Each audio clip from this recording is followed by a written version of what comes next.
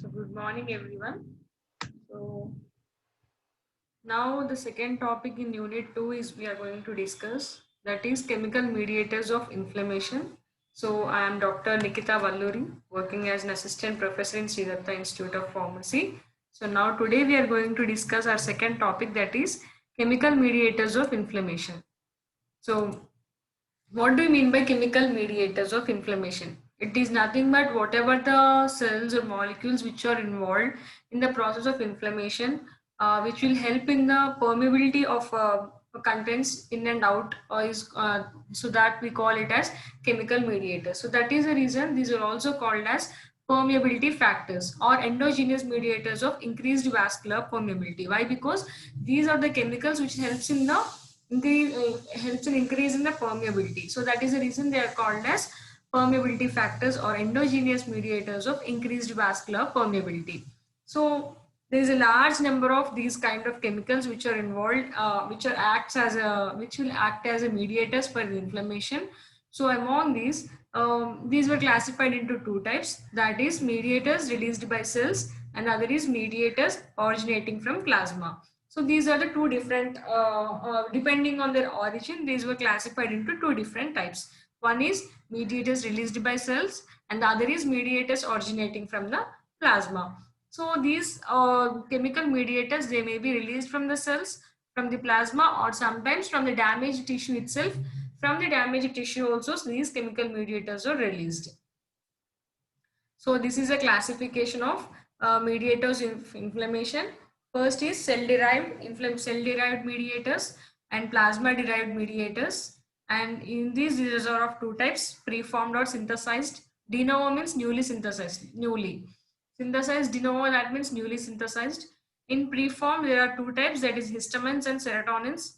And synthesized, they are of arachidonic acid metabolites, platelet activating factor, nitric oxide, reactive oxygen species, cytokines and chemokines.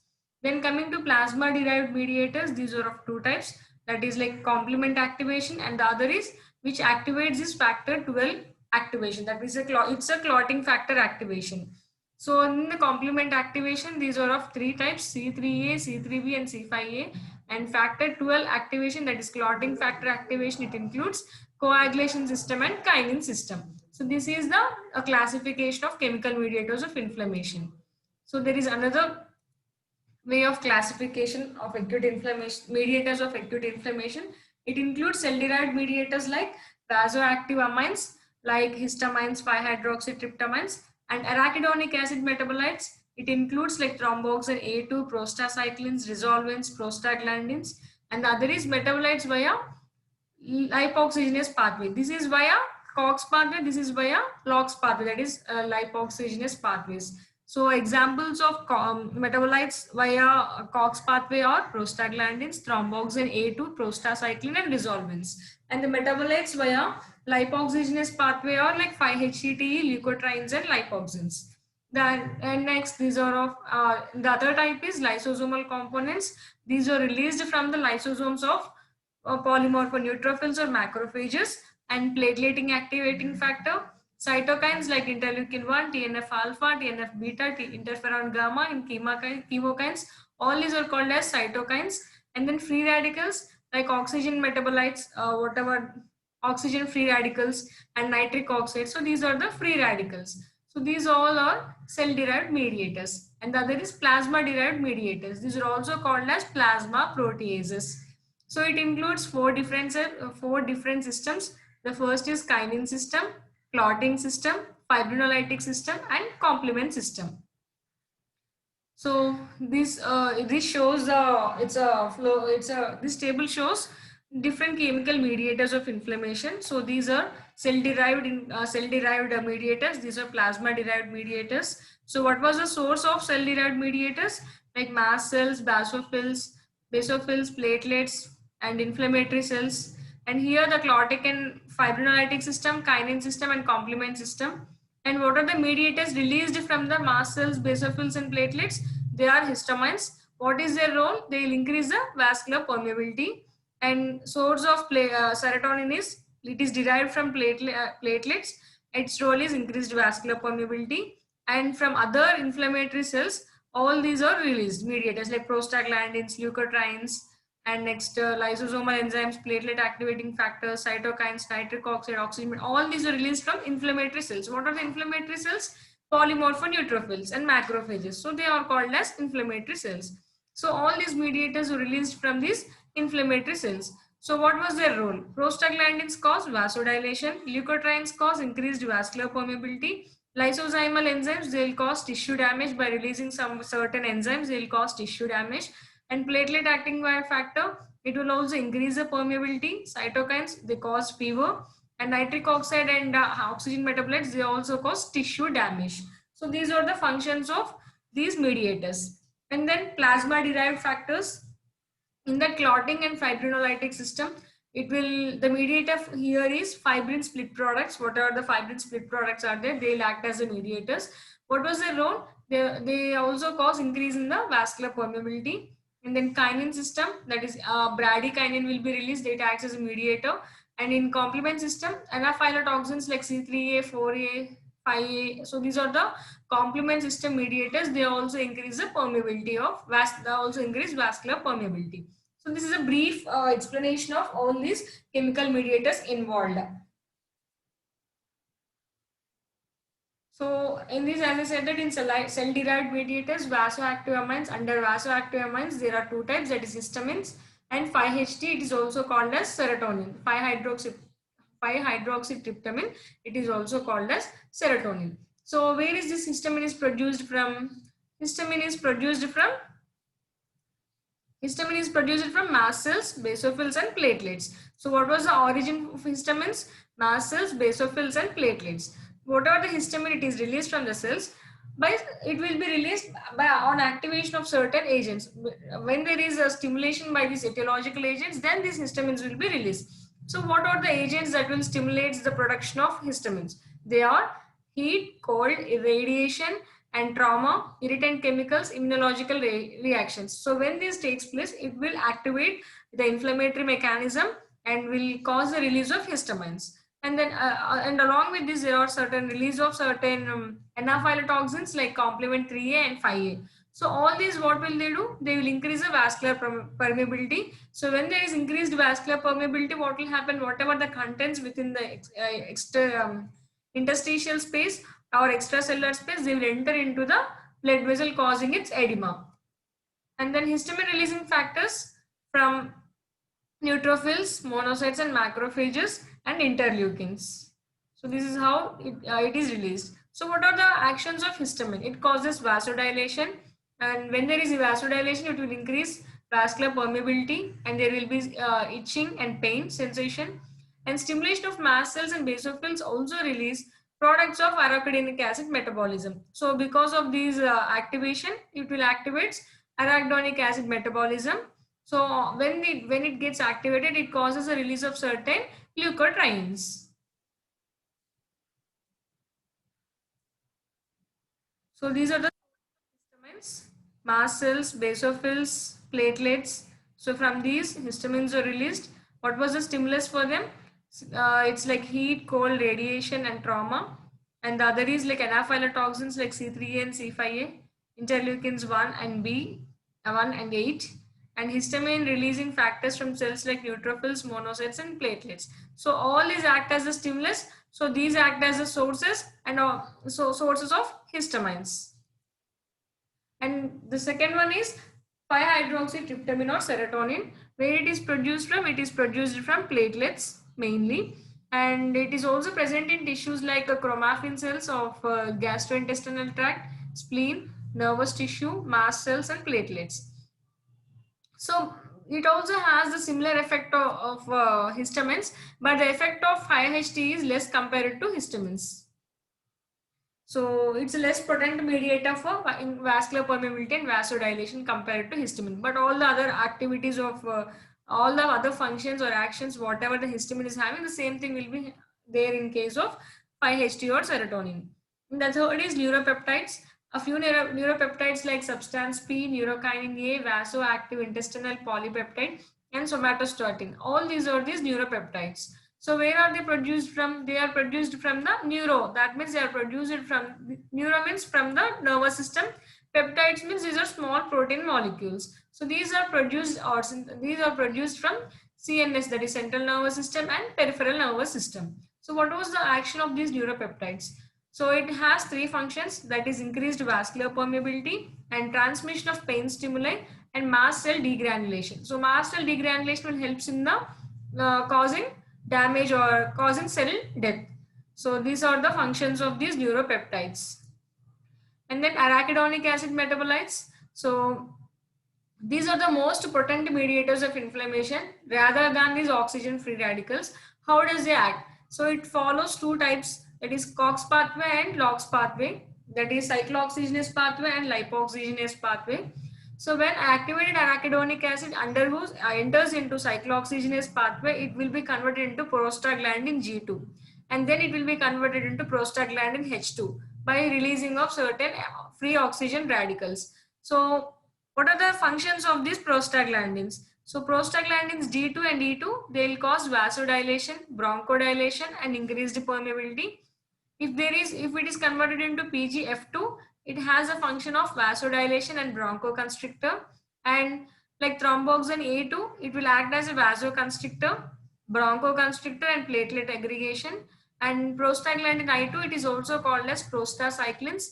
The functions or actions of these prostacyclins is vasodilation, bronchodilation, anti-aggregating agent. And then resolvins, it will act as inhibitor of pro-inflammatory cytokines. So these are the actions of the mediators when they undergo cyclooxygenase pathway. So when it enters into cyclooxygenase pathway, it gets converted into PGG2, prostaglandin G2, and then to prostaglandin H2 along with the release of certain free radicals. So when it converts to prostaglandin D2 and E2, it has certain functions like vasodilation, bronchodilation, and increased permeability. And when it is converted into PGF2, vasodilation and bronchoconstriction, thromboxane A2, vasoconstriction, bronchoconstriction, and platelet aggregation, prostacyclins, vasodilation, bronchodilation, anti-aggregating agent. When it converts to resolvins, it has an inhibition of pro-inflammatory cytokines. So these are the functions or actions of these mediators when they enter into cyclooxygenase pathway. And then when this activated arachidonic acid enters into lipoxygenase, when it's metabolized by lipoxygenase, it will be converted into 5-HPETE, and then it converts to 5-HETE, which acts as a chemotactic drug. Chemotaxis we have seen in the last class.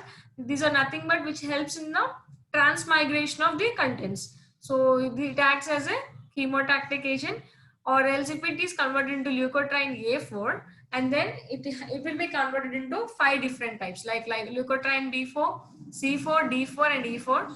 The functions of leukotriene B4 is it acts as chemotactic and helps in cell adherence.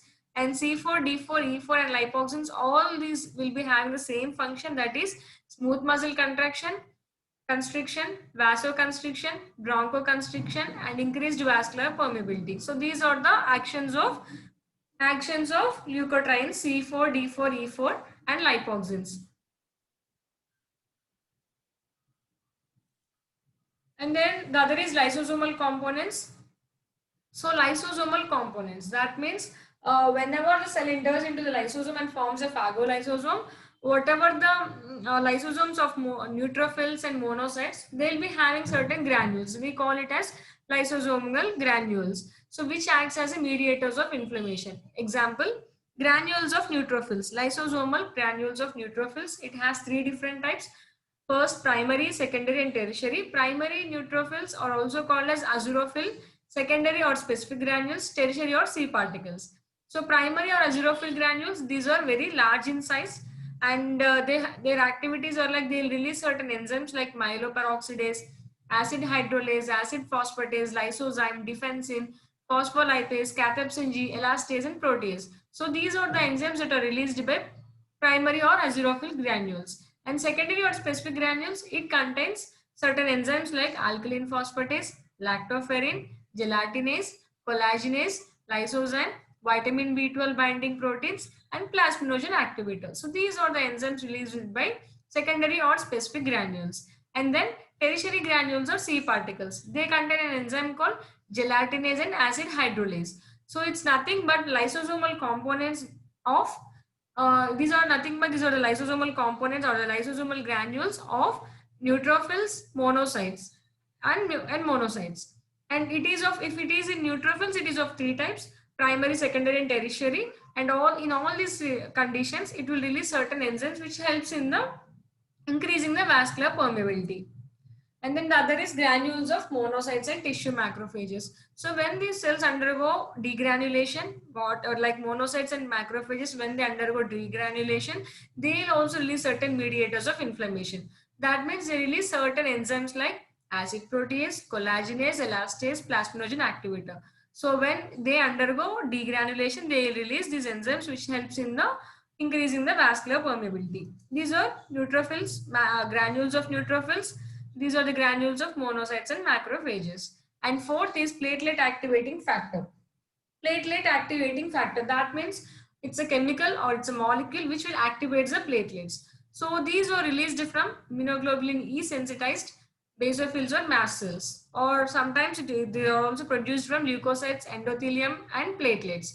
So these are platelet activating factors. So it acts as, it will helps in the activation of platelets, and along with this function, it also has some other functions like vasodilation in low concentration, and when it is in high concentration, it causes vasoconstriction, and it has a role called bronchoconstriction and adhesion of leukocytes to endothelium. So for join, like for the sticking of these leukocytes into the endothelium, that we call it as margination or pavementing. For that process also, these platelet activating factor will help. And then chemotaxis. So platelet activating factors, they have these following functions.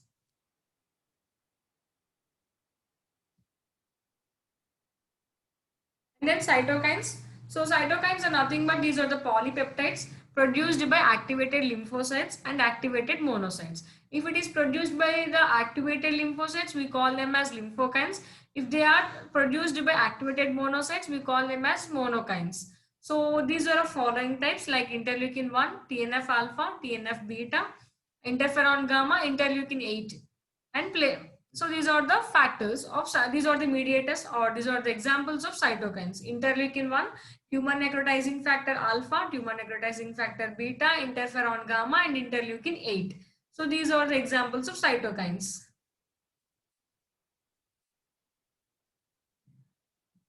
So what were the functions of this? Interleukin 1, TNF alpha and beta, they'll help in inducing endothelial effects in the form of increased leukocyte adherence and thrombogenicity. And that means increased sticking of leukocytes to the endothelial lining, and thrombogenicity. That means will be helpful in the formation of clots, and elaboration of other cytokines. That means in the production of other cytokines, and fibroblastic proliferation and acute phase reaction. So these are the functions of interleukin 1, TNF alpha and beta. And how does this interferon gamma cause? It will cause the activation of macrophages and neutrophils, and is associated with synthesis of nitric acid synthase. So it causes the production of nitric acid synthase, which will be helpful for the production of nitric oxide. Nitric oxide is a potent or free radical which will cause tissue damage.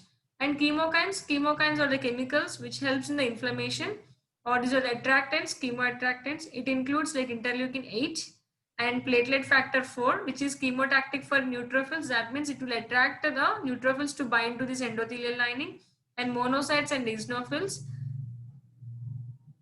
It will help for the sticking of monocytes, eosinophils to the endothelial lining, and MCP1, that is which is chemotactic for monocytes, eotaxin, which is chemotactic for eosinophils. So these are the chemokines. Interleukin 8, which is chemotactic for neutrophils, and then PF4, that is platelet 4, it is chemotactic for neutrophils, monocytes, and eosinophils. That means it will help in binding the neutrophils and monocytes and eosinophils to the endothelial lining.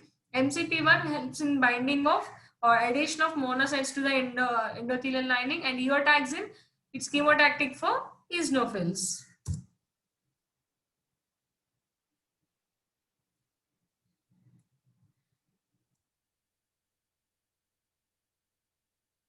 And then free radicals, oxygen metabolite and nitric oxide. It includes two types, that is oxygen metabolites and nitric oxide. So first is oxygen derived metabolites. which are produced from the activated neutrophils and macrophages. It includes superoxide, peroxide, hydroxyl radical, and toxic nitric oxide products. So as these are the free radicals, they have the following action in case of inflammation. First and foremost thing, they will cause endothelial cell damage, and thereby once there is damage to this endothelial lining, it causes increased vascular permeability, and then it also causes activation of certain enzymes like protease and inactivation of anti-protease, causing tissue damage. So when there is activation of protease, proteins will be broken down. When there is inactivation of anti-protease, anti-protease will it will inhibit the function of protease. So thereby there will be damage of this matrix, endothelial lining will be taking place, and also damage. It also causes damage of other cells. Not only proteins, it also causes damage of other cells.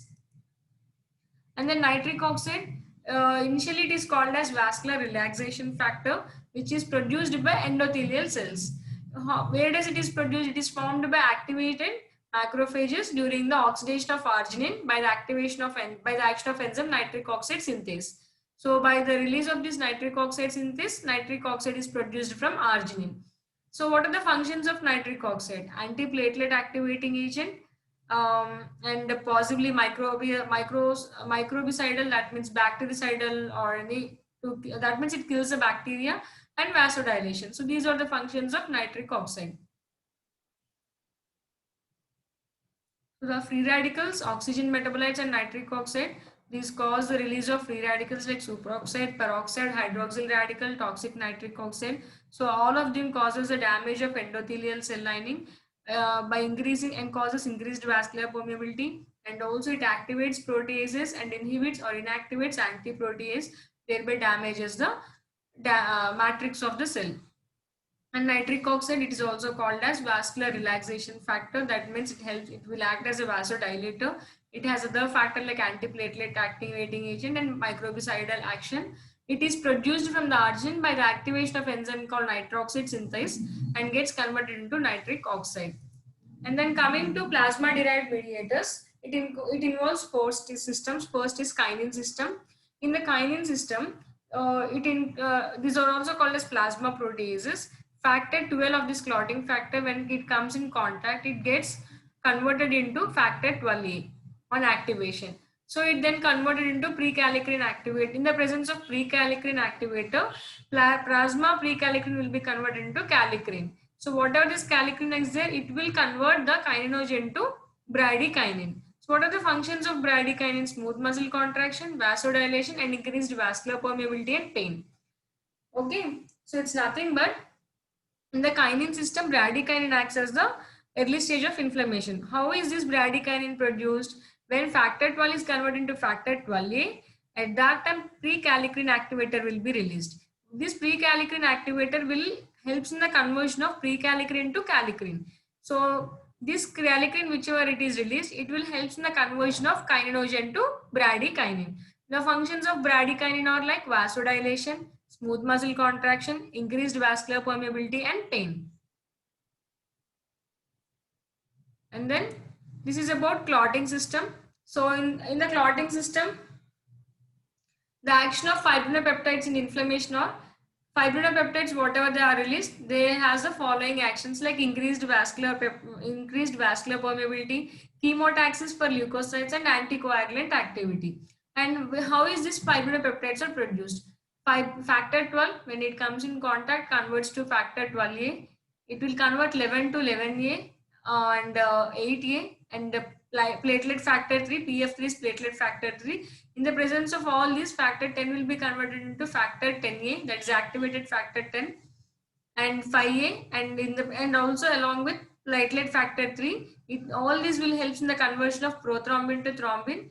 In this presence of thrombin, fibrinogen will be converted into fibrin, and this fibrinogen in the presence of plasmin, it gets converted into fibrinopeptides. So whatever the fibrinopeptides that are released, it has the functions of vasodilation, increased vascular permeability, and chemotactic for leukocytes, and it has a function called anticoagulant activity.